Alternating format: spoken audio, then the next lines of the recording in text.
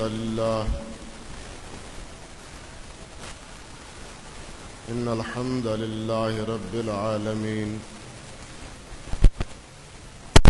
كثيرا طيبا مباركا فيه إن الحمد لله نحمده ونستعينه ونستغفره ونعوذ بالله من شرور أنفسنا ومن سيئات أعمالنا من يهده الله فلا مضل له ومن يضلل فلا هادي له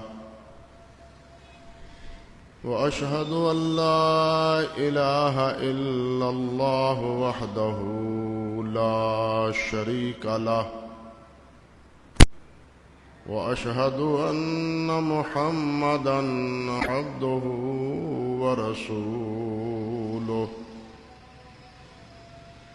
أما بعد فقد قال النبي صلى الله تعالى عليه وعلى آله وسلم إن خير الكلام كلام الله وخير الهدي هدي محمد صلى الله عليه وسلم وشر الأمور محدثاتها وكل محدثة بدعة وكل بدعة ضلالة وكل ضلالة في النار اللهم صل على محمد وعلى آل محمد كما صليت على إبراهيم وعلى آل إبراهيم إنك حميد مجيد اللهم بارك على محمد وعلى آل محمد كما باركت على إبراهيم وعلى آل إبراهيم إنك حميد مجيد رب اشرح لي صدري ويسر لي أمري واحلل عقدة من لساني يفقه قولي اللهم انفعنا بما علمتنا وعلمنا ما ينفعنا وزدنا علما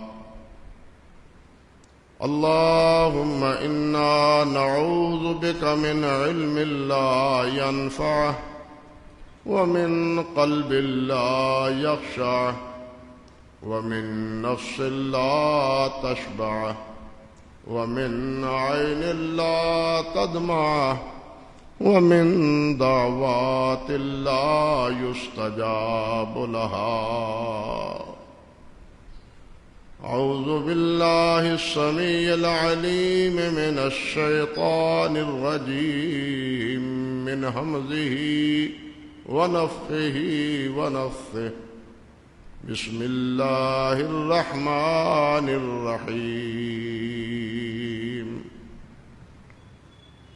والعصر إن الإنسان لفي خسر إلا الذين آمنوا وعملوا الصالحات وتواصوا بالحق وتواصوا بالصبر سبحان ربك رب العزة عما يصفون وسلام على المرسلين والحمد لله رب العالمين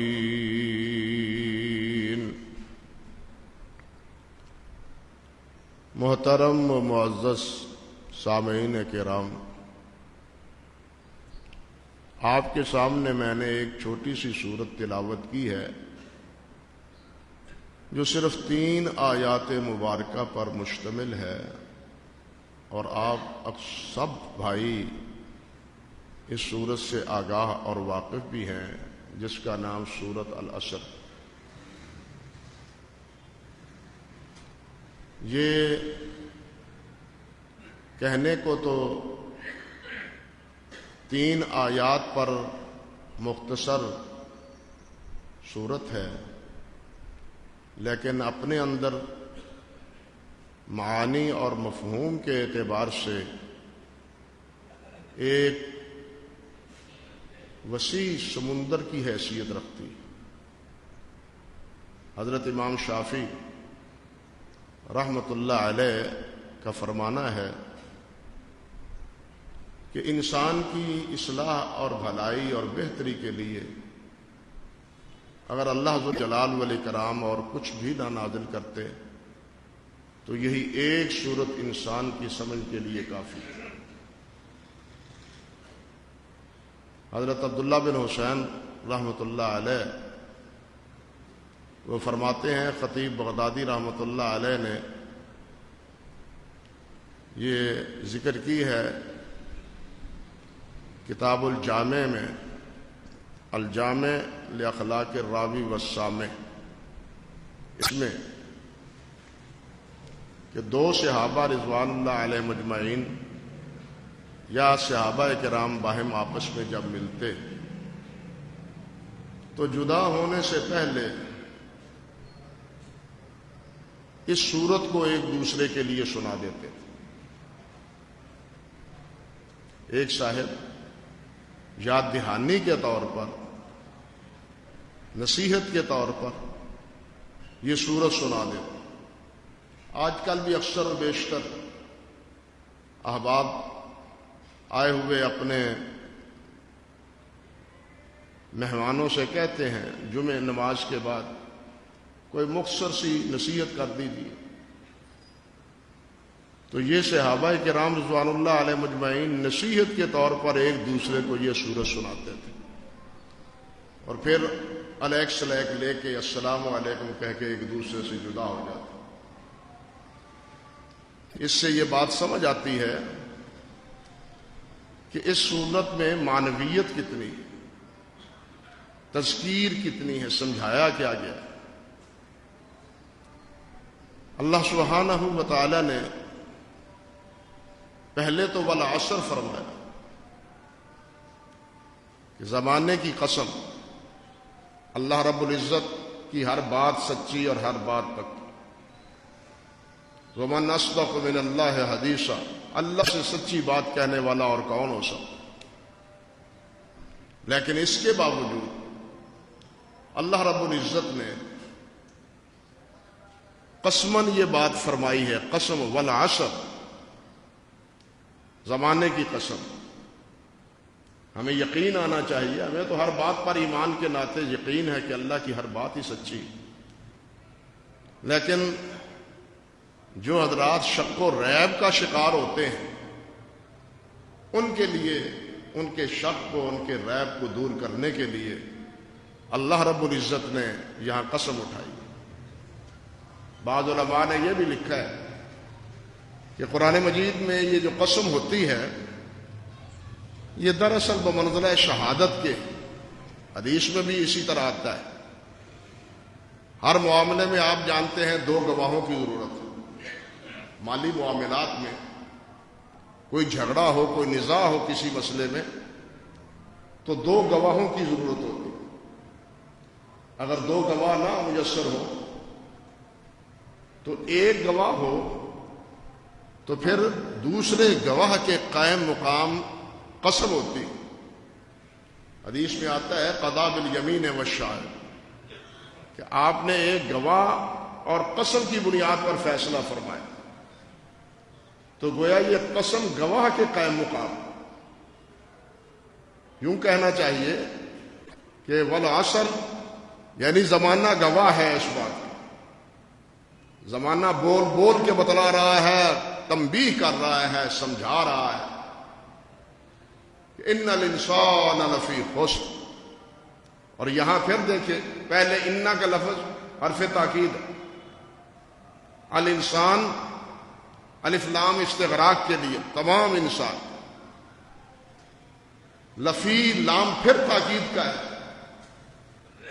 خسر یہ نقرہ ہے، اور یہ بھی تفخیم کے لیے آتا ہے عربی گرامر کے اعتبار، یہ بھی تفخیم تعظیم کے معنی میں آتا ہے۔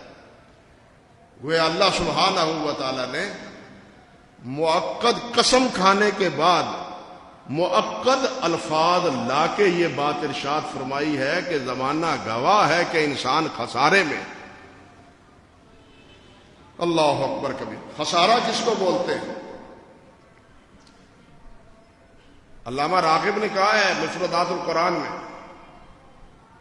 کہ خسارہ قرآن مجید کی اصطلاح میں یہ ہے کہ وہ راس المال جس سے کوئی تاجر تجارت کی ابتدا کرتا ہے، اگر تجارت کے دوران وہ راس المال ہی برباد ہو جائے، وہی ہاتھ سے نکل جائے، تو اس پر خسران کا اطلاق ہوتا ہے،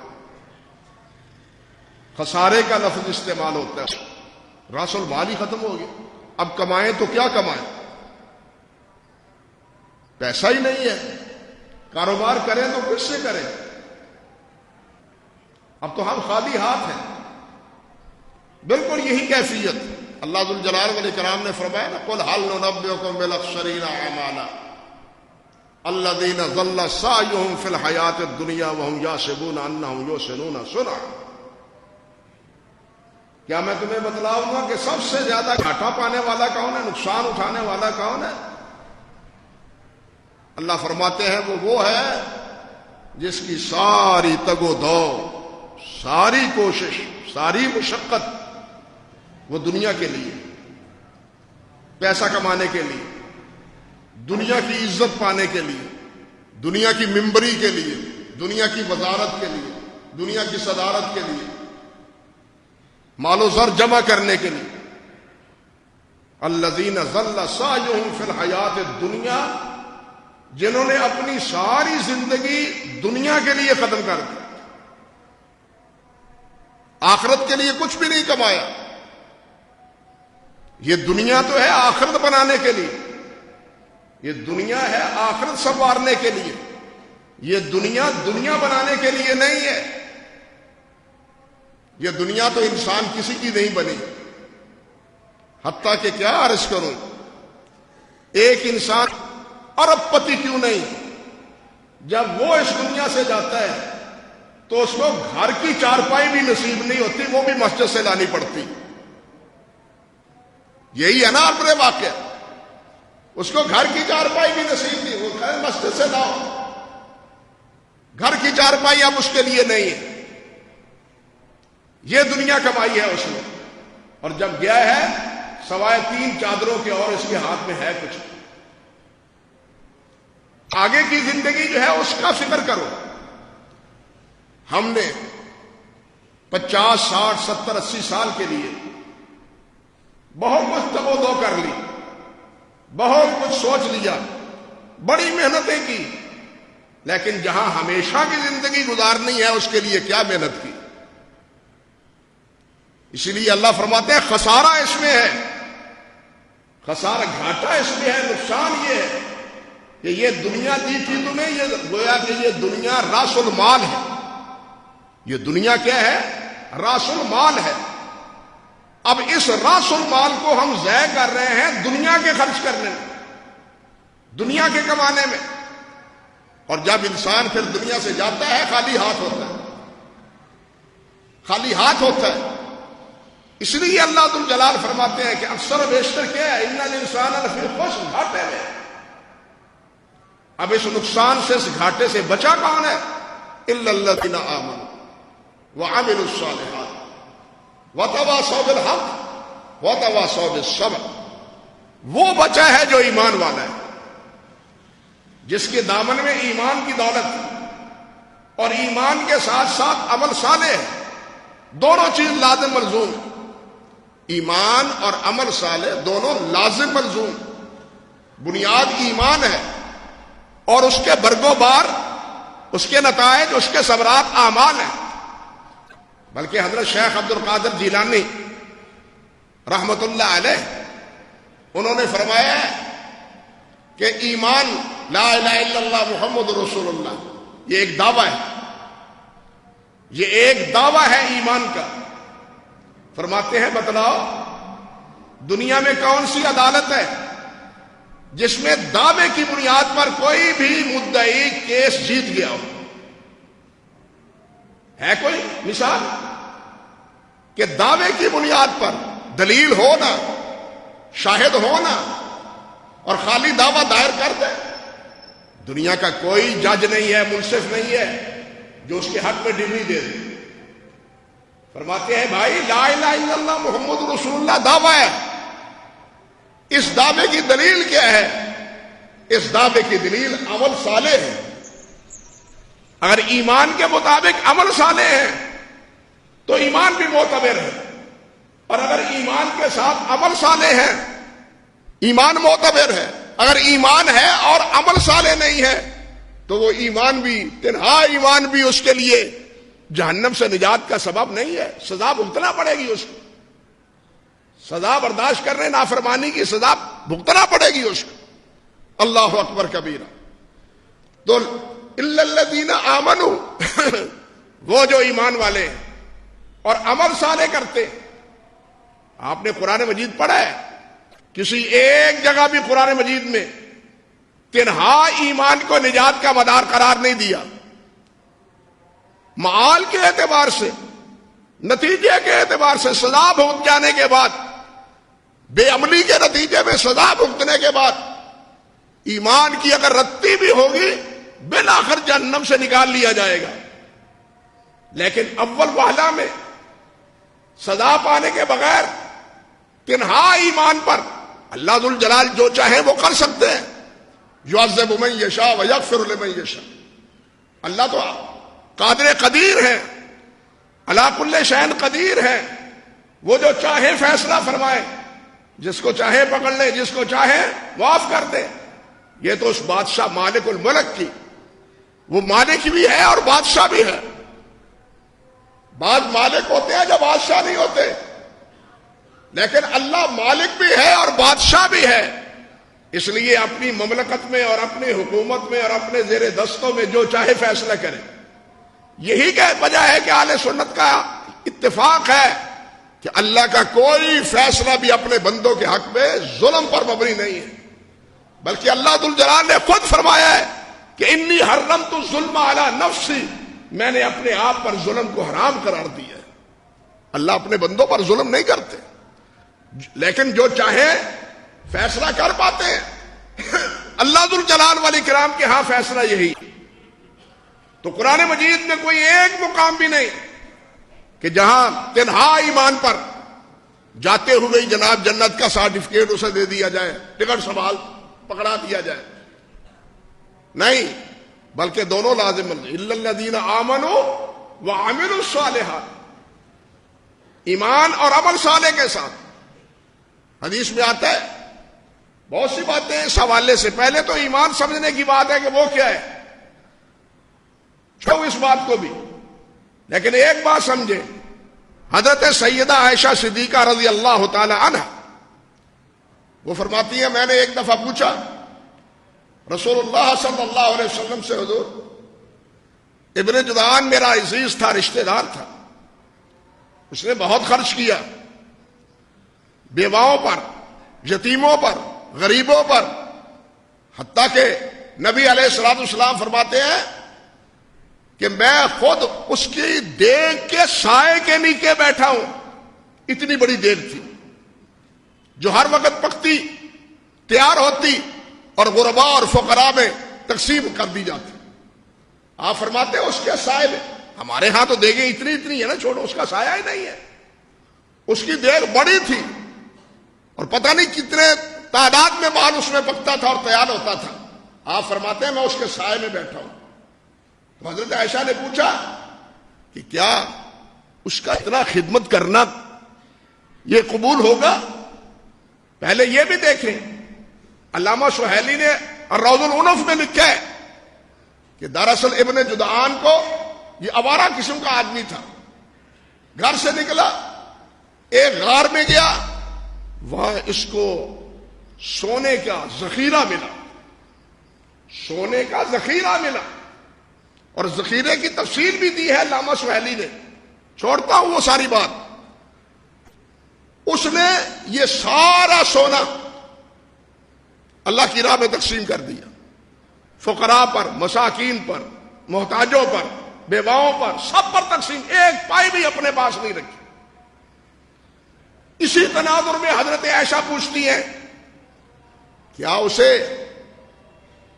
اسے یہ اتنا خرچ کرنا قیامت کے دن کوئی نفع اور فائدے کا بس سبب بنے گا؟ نبی علیہ السلام نے فرمایا عائشہ نہیں۔ کیوں؟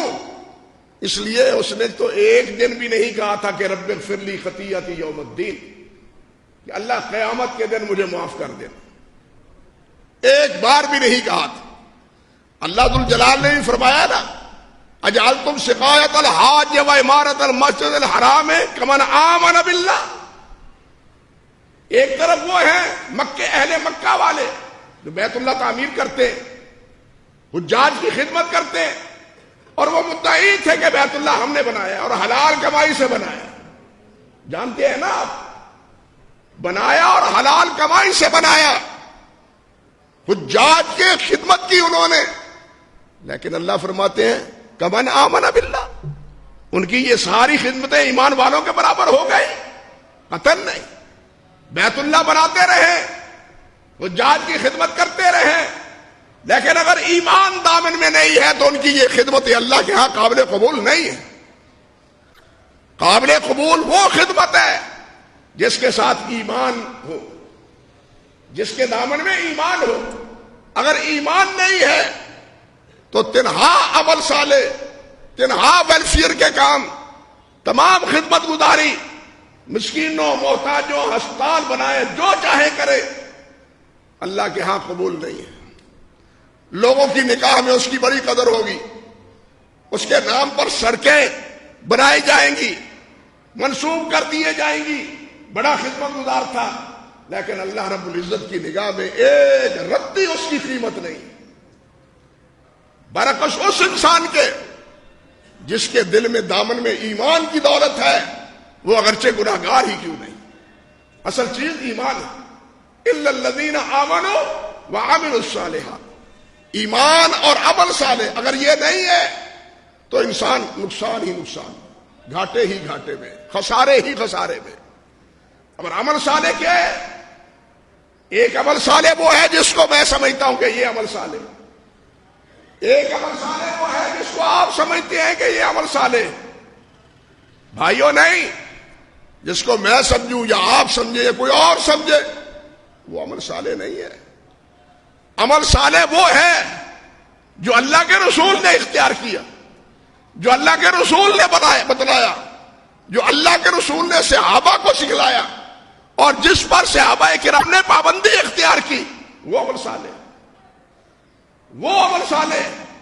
ہر خطبے میں آپ سنتے ہیں، علماء سے ہر خطبے میں سنتے ہیں، معلوم نہیں یاد کیوں نہیں رہتا؟ ان خیر الہدی ہدی محمد صلی اللہ علیہ وسلم۔ بہترین طریقہ کون سا ہے؟ محمد رسول اللہ کا سب سے بہترین اسوہ وہ کون ہے؟ حضرت محمد رسول اللہ۔ لقد کان لکم فی رسول اللہ اسوۃ حسنہ۔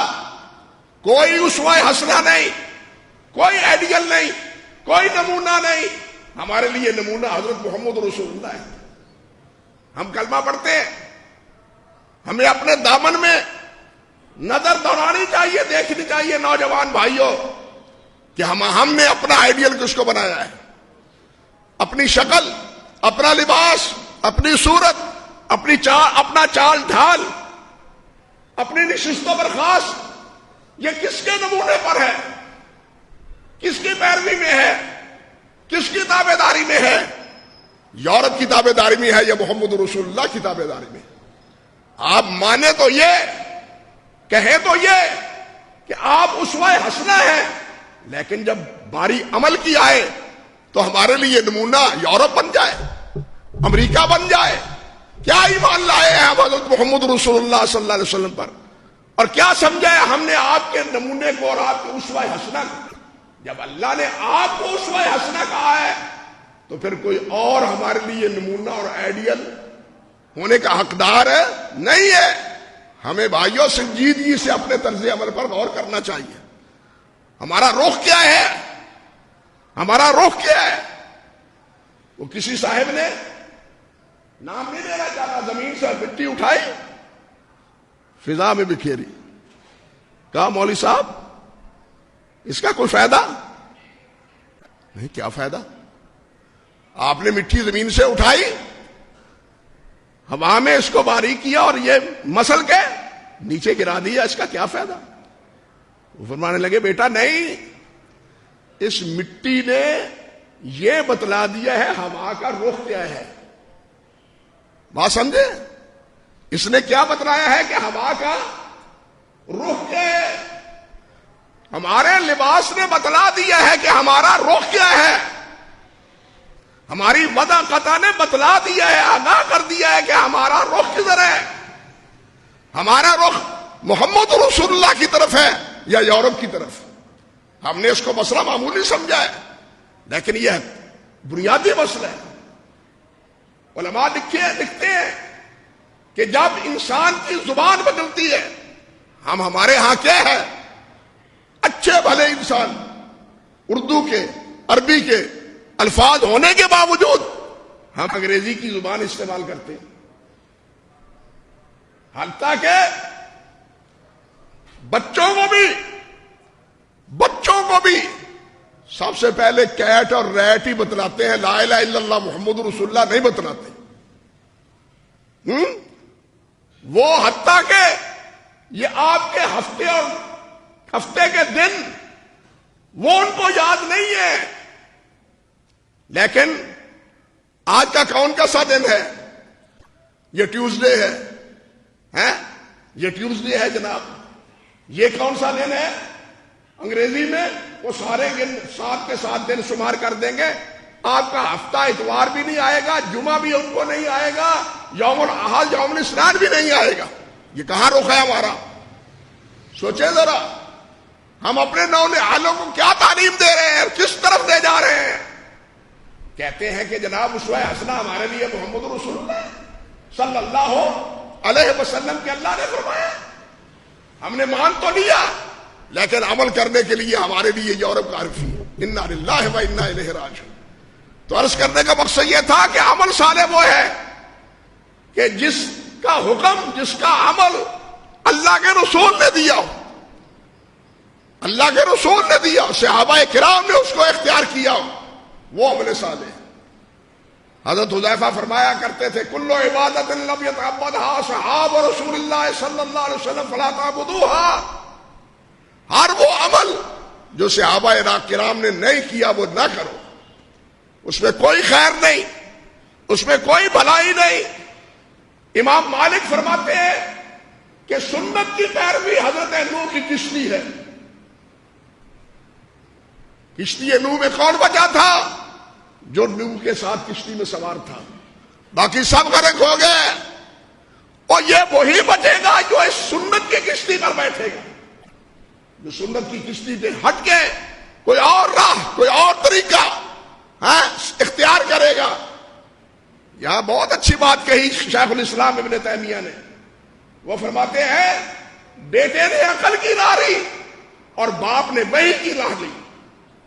بات سمجھے؟ بیٹے نے کیا راہ لی؟ عقل کی، کہ میں پہاڑ پر چڑھ جاؤں گا، پہاڑ مجھے بچا لے گا. یہ عقل کی بات تھی نا.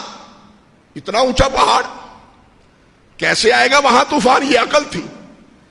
نبی کی وحی کی بات اس نے نہیں مانی، اس لیے ہم تابعدار وحی کے ہیں، عقل کے نہیں. ہم عقل کے پجاری نہیں ہیں، ہم وحی الہی کے پجاری ہیں. سمجھے بات؟ تو کشتی نوح میں وہی جو چڑھا وہی بچا، جو باہر رہ گیا وہ بیٹا بھی نہیں بچا، بیٹا بھی نہیں بچا. سنت کی کشتی میں جو سوار ہوگا اللہ کے ہاں مقبول وہی ہوگا، وہی بچے گا. جو سنت کے علاوہ کسی اور کشتی پر سوار ہوگا اللہ کے ہاں وہ نہیں بچے گا، وہ محفوظ نہیں رہے گا. اس لیے عمل، ایمان اور عمل صالح یہ دونوں لازم ملزوم.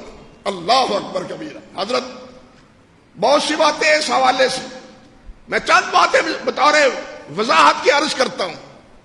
آپ دیکھیں ہمارے ہاں اللہ تعالی ہمیں توفیق عطا فرمائے, حج کرنے کی سعادت دے, بار بار توفیق عطا فرمائے. حج کا ایک مسئلہ ہے, اور بھی مسائل ہیں. ایک مسئلہ ہے, آپ نے 10 تاریخ کو کنکریاں ماری, جانور ذبح کیے, سر مڑوائے, بیت اللہ کا جا کے طواف کیا, وہاں دیر ہو گئی کچھ, اب ظہر کی نماز کا وقت ہو گیا, چلے مینا کو یا بیت اللہ میں یار 1 لاکھ کا ثواب ہے, بیت اللہ میں نماز پڑھ کے جائیں. مینا میں کیا پڑھنی ہے, تھکے ماندے بھی ہیں, آرام بھی کر لیں گے, بیت اللہ میں نماز بھی پڑھ لیں گے. نفع کی بات ہے نا, یہ نفع کی بات ہے. اور کسی عالم سے پوچھئے, بیک زبان سب عالم کہتے ہیں کہ ظہر کی نماز یوم عرفہ میں یعنی 10 تاریخ کو ذی الحج کو ظہر کی نماز میدان منا میں پڑھنا بیت اللہ میں 2 رکعتیں پڑھنے سے افضل ہے. یہ کیوں افضل ہے؟ اس لیے کہ نبی علیہ السلام نے 2 رکعتیں کہاں پڑھی تھی؟ منا میں واپس جا کے پڑھی تھی, بیت اللہ میں نہیں پڑھی تھی. اس لیے بیت اللہ میں فرض نماز آپ جانتے ہیں کہ 1 لاکھ کا ثواب, ایک فرض 1 لاکھ کا ثواب, وہ افضل نہیں, بلکہ کون سا بھاری عمل ہے, کون سا قیمتی عمل ہے؟ منا میں جا کے 2 رکعتیں پڑھنا.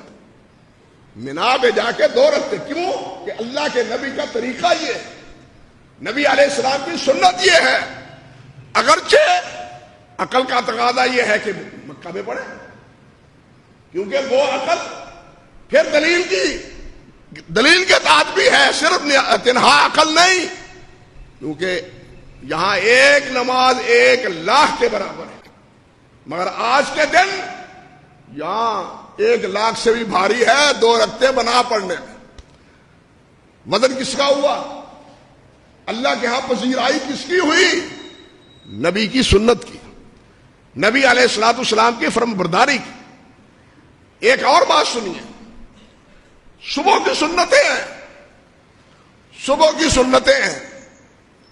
ایک میرے جیسا بے عمل صبح نہیں اٹھ سکا, نوافل نہیں پڑھ سکا, آنکھ اذان کے وقت کھلی, اب یہ کہتا ہے کہ میرا حزب رہ گیا, میری قرات رہ گئی, قرآن رہ گیا. چلیے 2 سنتے پڑھتے ہیں, اس میں کچھ زیادہ قرآن مجید پڑھ لیتے ہیں. قرآن پڑھا ہے نا, صبح کی 2 سنتوں میں قرآن پڑھتا ہے, وہ بڑی بڑی صورتیں پڑھ لیتا ہے.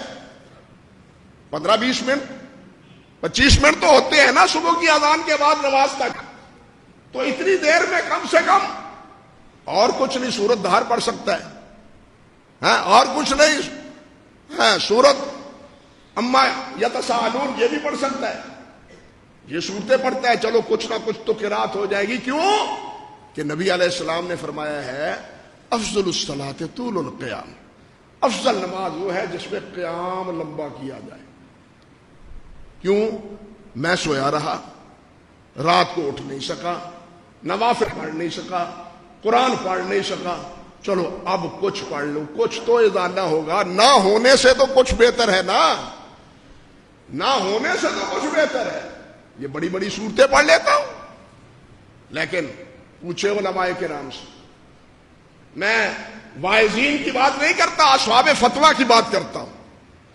جو مفتی حضرات ہیں ان سے پوچھئے, فقہ و فتاویٰ کی کتابوں سے اٹھائیے کہ ایسی صورت میں صبح کی سنتوں میں زیادہ طویل صورتیں, زیادہ قرات کرنا وہ بہتر ہے, یا پہلی رکعت میں قل یا ایھا الکافرون اور دوسری میں قل ھو اللہ پڑھنا افضل؟ سب کہیں گے جناب یہ 2 صورتیں چھوٹی چھوٹی مختصر قرات یہ افضل ہے. مولوی صاحب کیوں یہ عمل تھوڑا ہے, آپ اس کو افضل کہتے ہیں؟ یہ قرآن پڑھنا غیر افضل ہے. قرآن پڑھنا غیر افضل ہے؟ آپ کیسے کہتے ہیں بڑی صورتوں کے مقابلے میں یہ دو صورتیں پڑھنے افضل ہیں؟ سب یہی جواب دیتے ہیں کہ نبی علیہ الصلوۃ والسلام نے مختصری صورتیں پڑھی ہیں. یہاں نبی علیہ السلام نے عمل صالح یہاں کیا ہے؟ زیادہ قرآن نہیں. اب یہاں عمل صالح مختصر صورتیں پڑھنا، یہ عمل صالح، یہ باعث اجر ہے. یہ اللہ کے ہاں کبھی پذیرائی اور قبولیت رکھتا ہے. اور یہ صرف دو صورتوں کا سنتوں کا مسئلہ نہیں. آپ جمعے کے لیے آتے ہیں، علماء سے سنا ہے، شیخ صاحب سے سنا ہوگا، اللہ ان کی عمر میں برکت فرمائے، اذا جاء احدکم والامام یخطب فلیصلی رکعتین قبل ان یجلس ولیتجوز فیہما. آئے دو مختصر دو صورتیں چھوٹی چھوٹی قرات کے ساتھ پڑھ کے بیٹھے. کیا حکم دیا؟ لمبی قرات کرنے کی گنجائش ہے؟ نہیں. اسی طرح مغرب کے بعد کی دو سنتوں میں مختصر قرات. اسی طرح طواف کے بعد 7 طواف کے بعد 2 رکعتیں پڑھنی ہے نا، ان 2 رکعتوں میں بھی چھوٹی صورتیں پڑھنی لمبا قیام کرنے سے افضل ہے. کیوں افضل ہے جی ان مواضع میں؟ طواف کی 2 رکعتوں میں، مغرب اور صبح کی 2 سنتوں میں، جمعے کی اس طرح قبلی 2 رکعتوں میں، یہ مختصر قرات کیوں افضل ہے؟ کیوں بہتر ہے؟ کیوں اجر و ثواب کا باعث زیادہ ہے؟ وہ کہتے ہیں اس لیے کہ اللہ کے رسول صلی اللہ علیہ وسلم کا طریقہ یہی تھا، سنت یہی تھی. عمل صالح یہ ہے، عمل صالح اس سے ہٹ کے نہیں ہے. اب ایک اور بات دیکھیے، میں تو اپنے بھائیوں پر بھی حیران ہوتا ہوں، کہتے کیا ہیں اور کرتے کیا ہیں. آپ دیکھیں، آپ نماز پڑھتے ہیں، نماز سے فارغ ہونے کے بعد کیا ہے؟ اللہ اکبر، استغفر اللہ، استغفر اللہ، استغفر اللہ، اللہم انت السلام ومنک السلام. یہ دعا پڑھتا ہے، آیت الکرسی پڑھتا ہے، تسبیحات، تحمیدات، تکبیرات پڑھتا ہے. پڑھتے ہیں نا؟ اللہ پڑھنے کی توفیق دے. سوال پیدا ہوتا ہے، علماء نے یہ پیدا کیا ہے سوال، میں نے اپنی طرف سے نہیں کہہ رہا. وہ کہتے ہیں کہ آدمی نماز سے فارغ ہوتا ہے، نماز سے فارغ ہونے کے بعد سلام پھیرا اور وہ بیٹھ گیا. بسم اللہ الرحمن الرحیم، الحمد للہ رب العالمین الرحمن الرحیم مالک یوم الدین. سورۃ فاتحہ پڑھتا ہے. اب کہاں سورۃ فاتحہ کا اجر و ثواب؟ کہاں سورۃ فاتحہ کا مقام اور مرتبہ؟ کہ نبی علیہ السلام نے فرمایا حضرت ابی سے اور ابو سعد بن معلہ سے کہ ایسی صورت نہ تورات میں ہے، نہ انجیل میں ہے، نہ زبور میں ہے، باقی قرآن کی 113 صورتوں میں بھی کوئی صورت اس کے ہم پلہ نہیں ہے.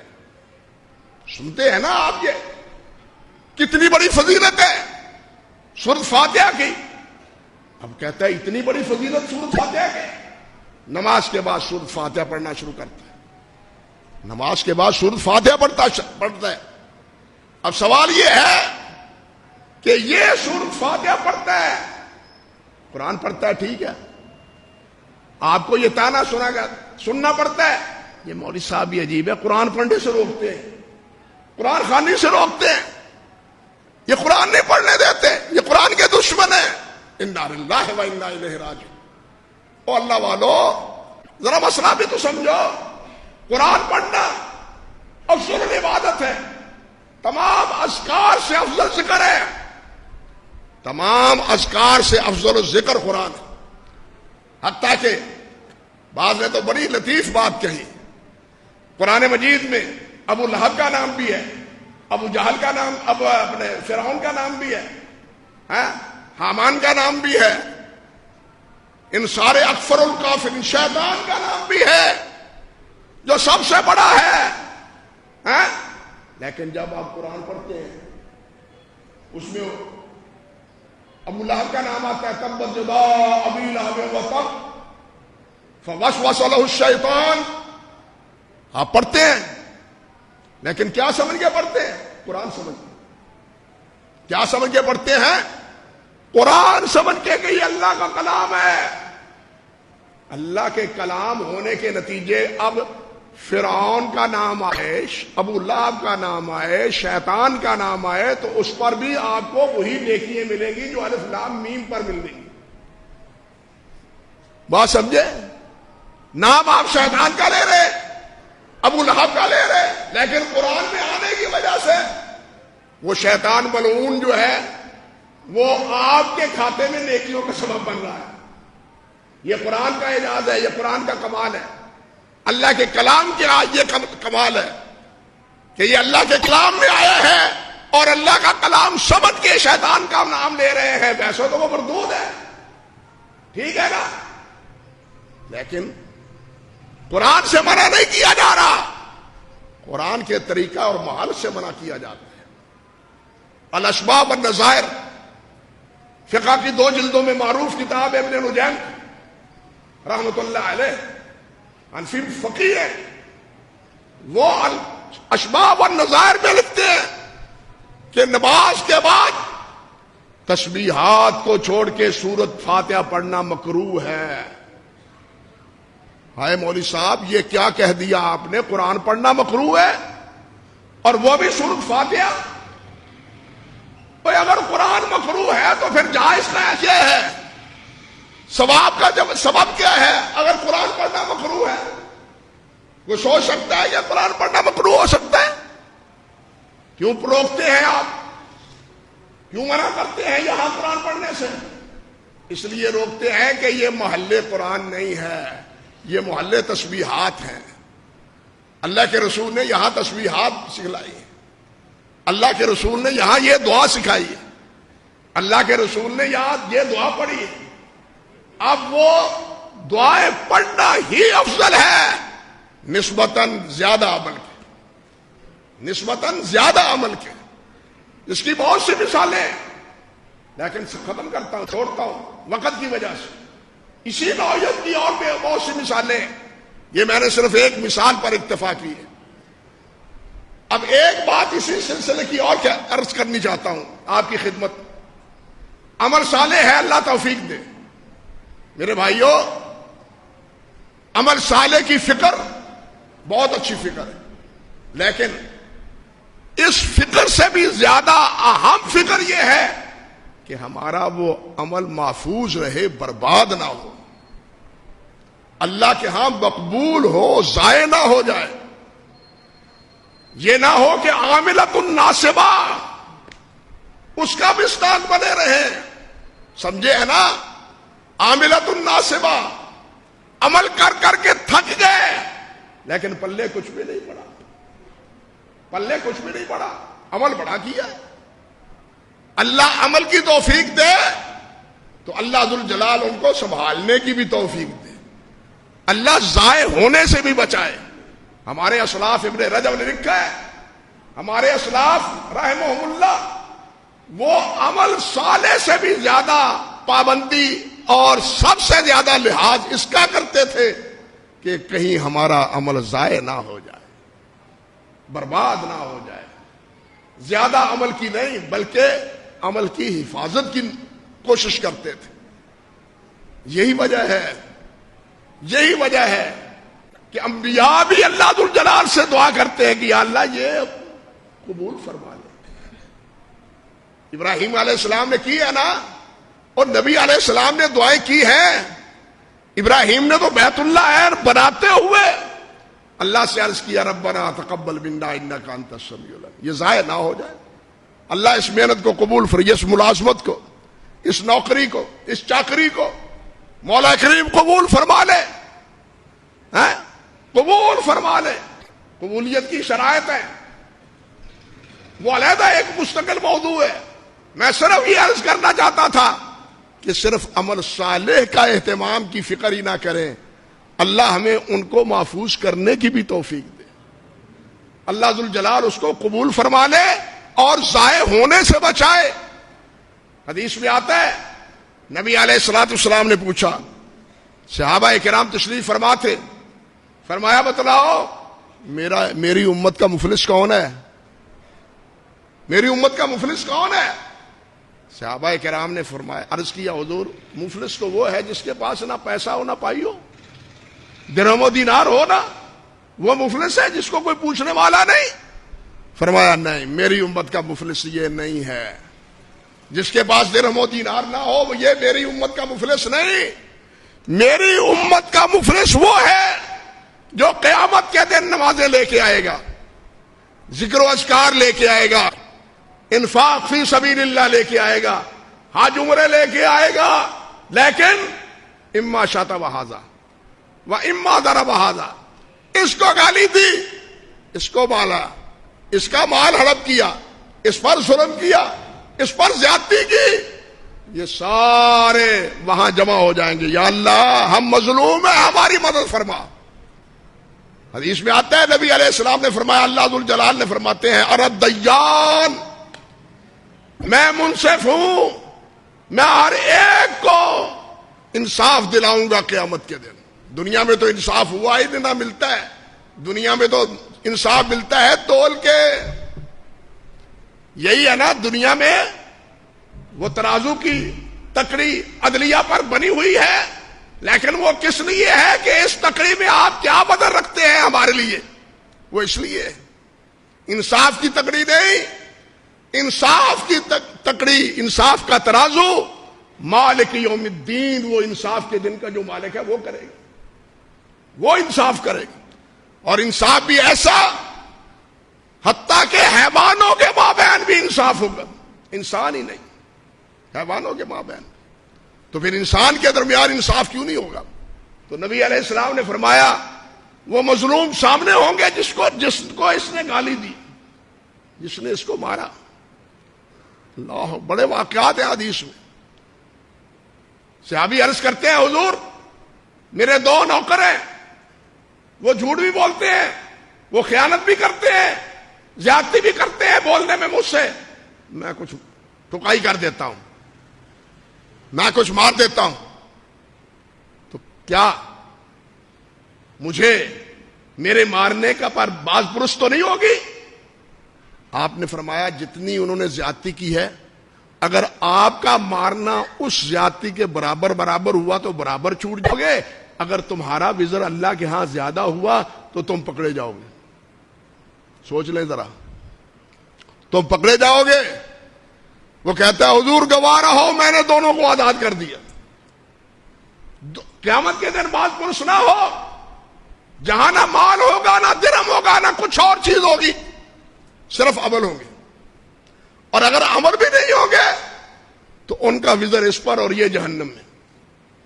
یہ حاجی صاحب اور یہ نمازی صاحب جو کاروبار کرتے ہیں کم تولتے ہیں، کاروبار کرتے ہیں ملاوٹ کرتے ہیں، کاروبار کرتے ہیں دھوکہ دیتے ہیں۔ ہمارے ہاں بازار میں یہی کچھ ہو رہا ہے یا نہیں؟ نماز بھی پڑھ رہے ہیں اور یہ عمل بھی ہو رہا ہے، تو پھر ایسوں کے بارے میں ہی فرمایا ہے کہ یہ مفلس ہوں گے قیامت کے دن۔ اللہ اس افلاس سے ہمیں بچائے، اس مفلسی سے بچائے، اور یہ تبھی بچ سکتے ہیں جب ہم کسی پر ظلم نہ کریں، کسی پر زیادتی نہ کریں۔ نبی علیہ السلام نے فرمایا، اللہ رب العزت فرماتے ہیں، حضرت ابو ذر کی روایت ہے، انی حرمت الظلم علی نفسی، میں نے اپنے آپ پر ظلم کو حرام کیا ہے، تم ایک دوسرے پر ظلم کیوں کرتے ہو؟ میں علی کل شیء قدیر ہوں، میرے سامنے کوئی بول نہیں سکتا، میرے سامنے کچھ کوئی کر نہیں سکتا، زبان حرکت نہیں کر دے سکتا، میں پھر بھی ظلم نہیں کرتا، اور تم کیوں ظلم کرتے ہو؟ تمہارے ظلم کا تمہیں بدلہ چکانا پڑے گا۔ اگر یہ نہیں ہے، اس کی فکر نہیں کی، تو بھائیو یہ عمل صالح، اعمال صالحہ وہ بھی برباد ہو جائیں گے۔ اس لیے ہمیں عمل صالح کی بھی فکر کرنی چاہیے اور عمل صالح کی حفاظت کی بھی فکر کرنی چاہیے کہ یہ عمل صالح ہمارے ضائع نہ ہوں، برباد نہ ہوں۔ اللہ ذوالجلال والاکرام ہمیں عمل صالح بھی کرنے کی توفیق دے اور ہمارے اعمال کو محفوظ فرمائے۔ اللہ ہمیں دنیا میں بھی سرخرو فرمائے اور اللہ آخرت میں بھی ہمیں سرخرو فرمائے۔ وآخر دعوانا ان الحمد للہ رب العالمین.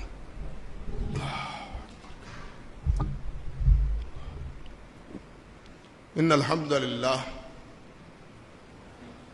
الحمد للہ رب العالمین حمدا کثیرا طیبا مبارکا فیہ. اللہم لک الحمد کما ینبغی لجلال وجہک وعظیم سلطانک. اللہم لا نحصی ثناء علیک انت کما اثنیت علی نفسک. رضینا باللہ ربا وبالاسلام دینا وبمحمد نبیا صلی اللہ علیہ وسلم. سبحان اللہ وبحمدہ عدد خلقہ ورضا نفسہ وزنۃ عرشہ ومداد کلماتہ. واشہد ان لا الہ الا اللہ وحدہ لا شریک لہ واشہد ان محمدا عبدہ ورسولہ. اما بعد فاعوذ باللہ السمیع العلیم من الشیطان الرجیم من حمزہ ونفخہ ونفثہ. بسم اللہ الرحمن الرحیم. یا ایہا الذین آمنوا اتقوا اللہ حق تقاتہ ولا تموتن الا وانتم مسلمون. یا ایہا الناس اتقوا ربکم الذی خلقکم من نفس واحدہ وخلق منها زوجہا وبث منہما رجالا کثیرا ونساء واتقوا اللہ الذی تساءلون به والارحام ان اللہ کان علیکم رقیبا. یا ایہا الذین آمنوا اتقوا اللہ وقولوا قولا سدیدا یصلح لکم اعمالکم ویغفر لکم ذنوبکم ومن یطع اللہ ورسولہ فقد فاز فوزا عظیما. اللہم صل علی محمد وعلی آل محمد كما صليت على إبراهيم وعلى آل إبراهيم إنك حميد مجيد. اللهم بارك على محمد وعلى آل محمد كما باركت على إبراهيم وعلى آل إبراهيم إنك حميد مجيد. اللهم ربنا آتنا في الدنيا حسنة وفي الآخرة حسنة وقنا عذاب النار. اللهم أحسن عاقبتنا في الأمور كلها وأجرنا من خزي الدنيا وعذاب الآخرة. ربنا ظلمنا أنفسنا وإن لم تغفر لنا وترحمنا لنكونن من الخاسرين. اللهم ربنا لا تزغ قلوبنا بعد إذ هديتنا وهب لنا من لدنك رحمة إنك أنت الوهاب. يا مقلب القلوب ثبت قلوبنا على دينك ويا مصرف القلوب صرف قلوبنا إلى طاعتك. اللهم ألهمنا رشدنا وعزنا من شرور أنفسنا. اللهم وفقنا لما تحب وترضى وأنت خير الراحمين. اللهم انصر الإسلام والمسلمين ودمر على أعداء الدين. اللهم انصرنا ولا تنصر علينا. اللهم أكرمنا ولا تحنا. اللهم آتنا ولا تحرمنا ولا تسلط علينا بذنوبنا من لا يخافك فينا ولا يرحمنا. اللهم فاطر السماوات والأرض أنت ولينا في الدنيا والآخرة توفنا مسلمين وألحقنا بالصالحين.